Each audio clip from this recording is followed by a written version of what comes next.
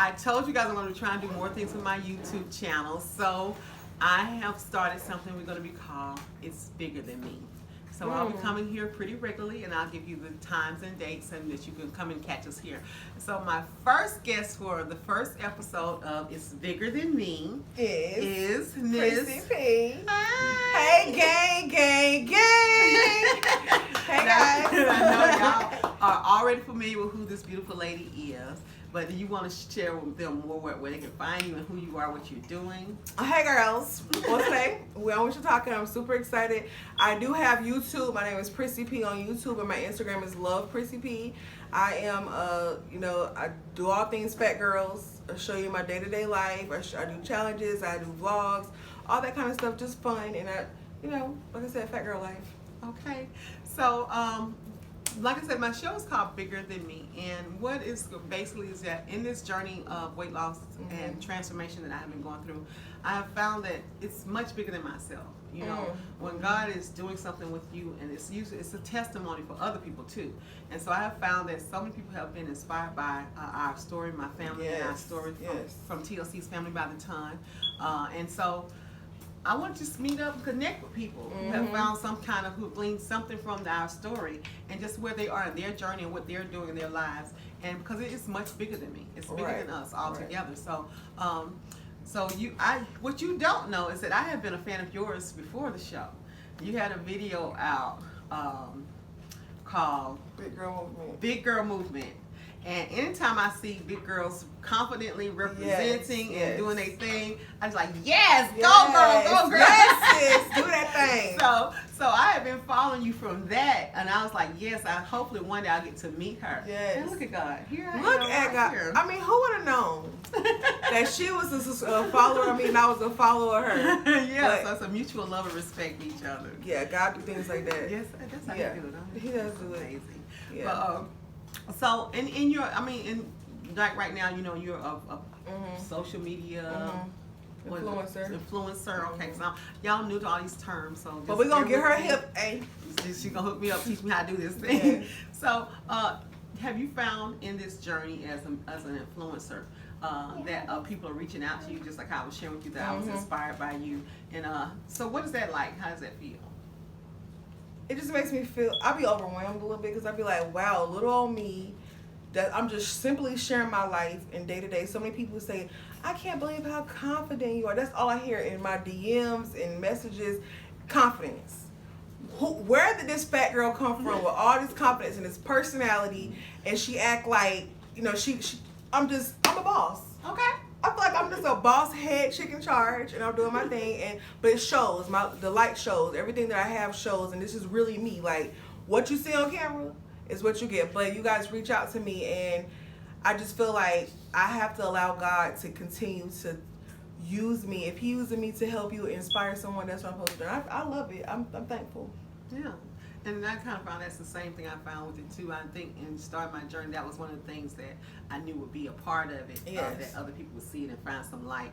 But I didn't understand how much. And since you've been doing this, you really got it. Yes. And so that overwhelming was the perfect word. It's a bit overwhelming when people reach out to you. So have you found any? Well, I call them family friends who that spoke to you even like on a very personal level, that once they reached out to you. I mean, when they reach out, they pour their whole heart out. I be reading lots of emails, people that's going through, overweight women going through divorces. Either I have a lot of little kids. It'd be like the little 12-year-old little fat girl. I call us little fat girls. Fat girls, a big fat girl, little fat girl. And little fat girls, they would say, like, I'm being bullied, and Prissy P, I watch you, and you make me feel like I can do anything I want to do. Yeah. And I say you can, no matter what size you are. People think that just because you're big, you can't do anything. You can do everything that you set your mind and your heart to, and you keep God first in it. And my logo is, I don't condone obesity. I condone confidence. That's right. I condone, no matter what size you are. Being proud of who you are, being proud of how you were built, how God created you, being proud of how your upbringing was, just being proud and knowing that you can just reach everything that you want to reach. That's right. And I know you use the word confidence, and a lot of times, I know in my experience, I don't know if this is something similar to yours, that Mhm. it's almost sometimes people like, how do you have the audacity and the nerve to be confident Oh. at your size, you know, and where you say, where does that come from? Where does you feel that root that you like hit a nerve on that one? I can't. That's one thing that pissed me off to the Yeah. utmost. Like you said, how and why? You're so big. Why should you be that confident? How are you really happy? Right. Is it a fake? They feel you're faking it. And that means they're faking it too. That's how I feel, because it's a lot of people that's small. Yeah. That's really miserable. Right. You know, but I mean, You know where that comes from? I don't know where that comes from. I just feel like if you happy, you happy. That's right. Don't matter. Mm-hmm.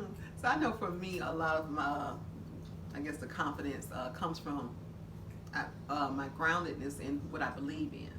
And so, Oh, yeah, that's right, true. you know, because you know, a lot of times our confidence is like bashed down because of what people tell us we are, Right. and it's not what people tell you are. It's what you believe. What you know. So I chose to believe what God told me. I wasn't what my parents told me. And if you seem like you have a very strong family. I do. I feel like a lot of my confidence came from growing up in Miami. Okay. Miami is very diverse. It's like a big melting pot of different cultures and people and different sizes of people. And in Miami, people don't make you feel ashamed. Right. Like, it's big girls down there walking around with thongs on the beach. They're proud. They're bold. I came from a area that embraced all people. So I think growing up in Miami and then having such a strong mom that, you know, it's a lot of women that their daughters watch them in the mirror getting dressed and the mom is on the scale all the time. The mom is saying, oh my God, I'm fat, or I shouldn't eat this because I'm fat. Those little girls hear that. Yeah. Watch what you say. I had a mom that was confident, that was a boss, that she pushed me. Mm-hmm. I had to push her. Right. I couldn't sit down. Mm-hmm. You can do it. Yeah, So I, you know, it makes a difference. having a, like you said, a strong support system that will push you and let you know that you can do it and speak greatness in you. That's right. Speak life in you. Mm-hmm. It makes a big difference. All of that makes a difference. Yeah, Yeah. definitely. So if you have a young daughter or a young son or whatever, and that's different in some kind of way, because I don't know what normal is anyway, but Mhm. especially dealing with weight, this is the where the walk I'm familiar with. The best thing you can do is to not feel sorry for them if they get bullied or whatever, but tell them to stand confidently and speak life into them, because you have to counteract whatever society's throwing at them. You have to know you're not that. This is what you are. I've shared with people many times. The first time I came home crying about a little boy bullying me in school about my weight, and he called me fat, and my mom stood me in the mirror. She stood behind me. She looked behind me. She said, look at me. She said, you know you're fat, right? I said, yes. And she said, but you're also beautiful. You're talented. You're smart. And so she spoke affirming words. So it counteracted that little one phrase of you're fat. And like, what is fat? You know, we use it very freely, you and I, and it's so funny because I feel like it's my sister. Yes, oh my gosh, yes. Because a lot of times when I use the word fat, people get up They're in like, why arms, are you calling yourself that? Right. And like I tell you, it's just an adjective.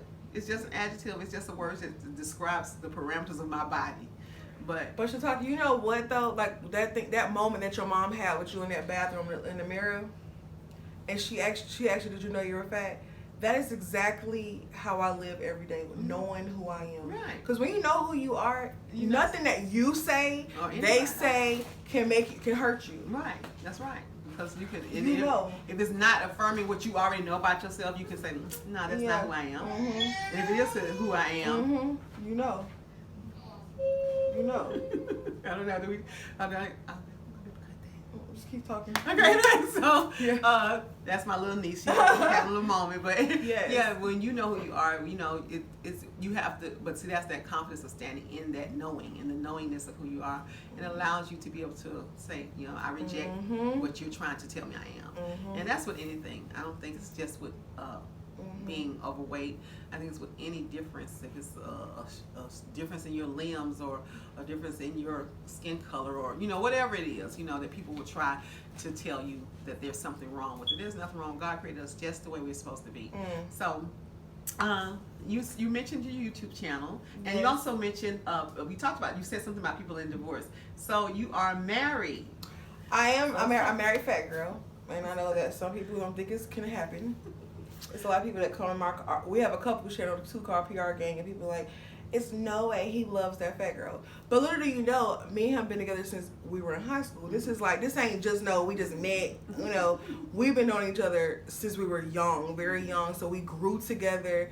The love unconditional is real love, you know. And I think people don't, they just be like, oh, he ain't happy or she ain't happy or, you know. But you could be married, you could be happy, fat, married, and happy. Okay. And you know, have you found like that women will challenge that just because you are of size? They'll feel like, oh, I can make advances towards your man. And other fat girls try it too. Really?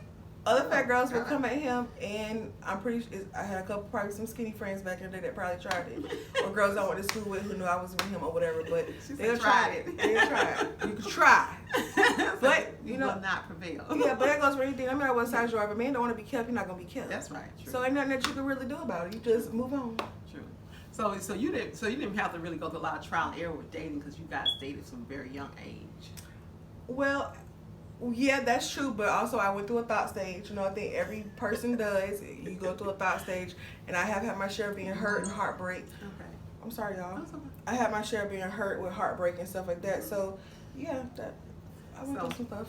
So, like, as in dating as a plus size woman, did you find what are some of the challenges that you found were different that you think maybe smaller women don't have to deal with? I don't know. I've never been a smaller woman. Yeah, that's all I know. So, hey. Well, I know one of the things I found is that people have a tendency to believe the stereotype that plus size women are easy. So sometimes easy.